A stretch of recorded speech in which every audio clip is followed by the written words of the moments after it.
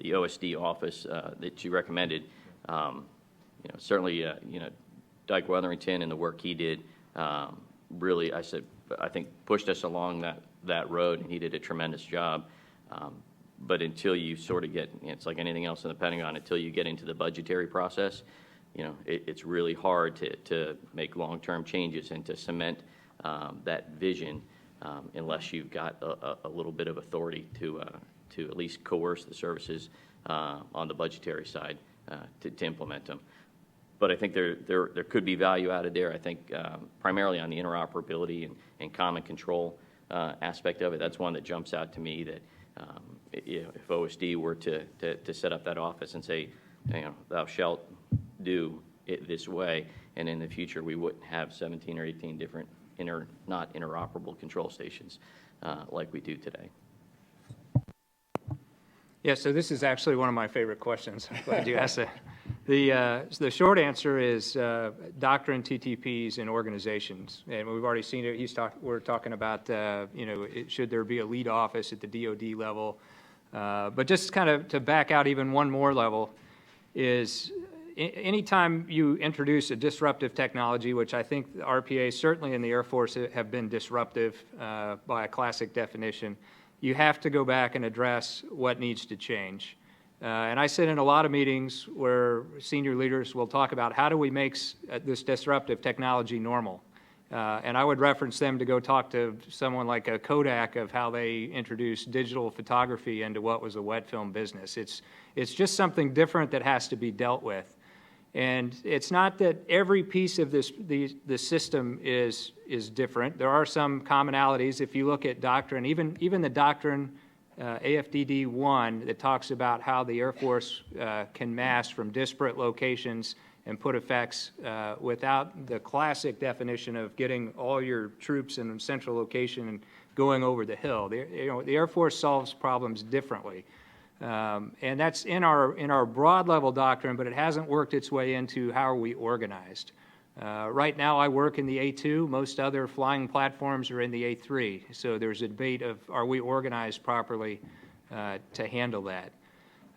The other explanation that I often give is if you put an RPA and a stack of airplanes over a target, they are just like any other classic aircraft. What makes them different and what we really need to think about is how to parse out the pieces that are dramatically different. Remote split operations, fully networked capabilities that can be operated from great distance. That's a capability that not very many other airplanes can do. And I've certainly changed theaters before where I've reset my controls and started flying an airplane in a different theater, as I brought up before. So sort of the metaphor I use, and I know I'm on shaky ground here because I've had this pointed out to me before, is sort of a wave particle theory. If you take particles as being kind of the normal, this is the way everybody thinks about things, and you introduce the fact that you could also have a completely different explanation that's outside of your paradigm. That gets to the Thomas Kuhn book, The Nature of Scientific Revolutions, of if you've got a paradigm that's been working for years and years and years, it's very hard to change that and to change that thinking. And the paradigm will continue to work until something doesn't quite fit and there's no explanation for it, and then you go in search of another explanation. So we're kind of at that level of thinking.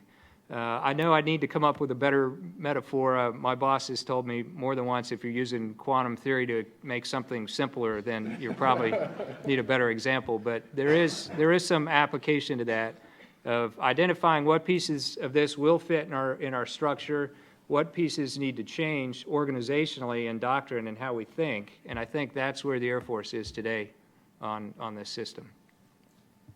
There's actually two things we don't use too much is doctrine.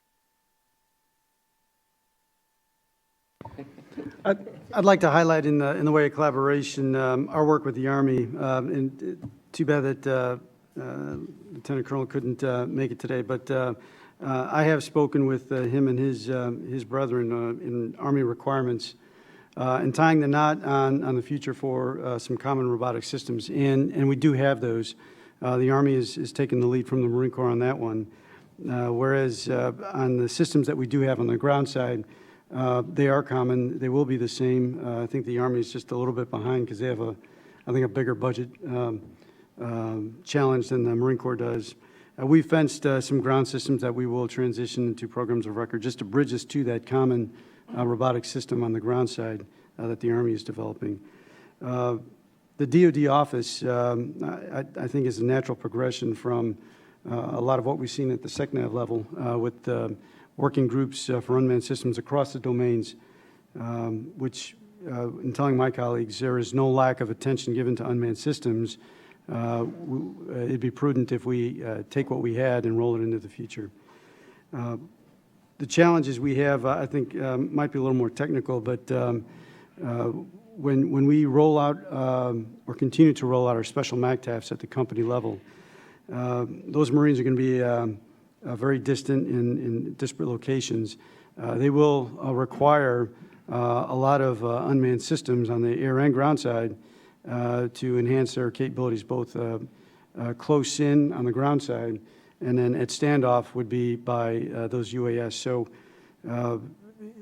the development in that way and coordinate with the joint services when you have Marine companies running all over the earth trying to defend themselves and do protect themselves at close-in distances is going to be critical. So collaboration needs to go on. The challenges, I think, are going to be in the way of EW and threat unmanned systems. We have just started a look into what that might mean specifically, as well as working with the joint services and their working groups on what that threat might be to us and how we might combat that. I think I'd be remiss if I didn't mention one of the CNO's priorities, which is the LDUUV, I always get it, large diameter unmanned underwater vehicle. As we go through this, again, that's just in the requirements generation stage right now, but certainly I think in the future the Navy's is going to count on unmanned underwater vehicles to a great degree as we go forward. For a variety of reasons. They can obviously do things you don't want to put a manned submarine in to do, and they can also supplement what is certainly a limited asset in our submarine force today. So we focused primarily, I think, here on the air side, but didn't want to go. And they've got some unique challenges in the undersea because they're obviously cut off command and control. We have C2 links, satellite links to our unmanned, so you always can have the man on the loop and you're monitoring. That's a fundamentally different problem when you have a vehicle who's going to submerge for hours, days, or weeks at a time.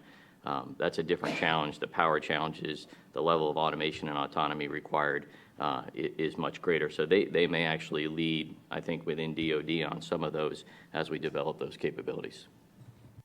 Yeah, and that's a great additional point. Thanks for all your comments on that question. I'll ask one more quick one before going to the audience. Many would argue that the U.S. leadership in unmanned systems is becoming tenuous from a technology perspective. Clearly, one of the most obvious advances that the U.S. military has is in its people and in its operational experience, 2 decades of operating unmanned systems and perfecting those chains of command, et cetera.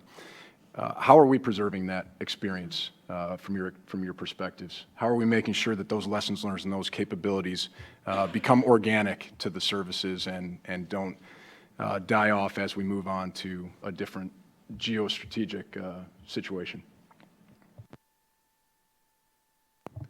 Yeah, so more than once I've gotten to fly sitting next to a 20-year-old airman, and I've always felt that I was fairly technology savvy. Growing up operating heavy machinery in the Air Force and using computers, we're generally a technical force. What I found was the airmen sitting next to me typically laughed at me as I was trying to use all of my keyboards and make inputs into the computer. So the bottom line is I would say that the kids that are living in their mom's basements today in the United States are better than the kids living in their basements anywhere else in the world. And it's because they have access to technology and it's in their DNA. I mean, they walk around connected with technology and it's just something that they do. So I have a very optimistic look about the future and the youngest airmen as they come up in the Air Force and their ability to use these technologies. In a bigger scheme, I would say, in your reference to we've got the experiences, The actual platforms themselves are not, they're interesting, but if you've ever, the first time I looked inside an MQ-1, I was completely unimpressed. It's a couple computers, some servos, and what looked like a dish network satellite dish. So it's not a complicated piece of machinery. What's really hard about what we do is how we're networked, excuse me, and how we share information and how we distribute it. The platforms themselves are evolving and will continue to evolve, but the ability for command and control and to think about how we employ the assets are where I think we have the most experience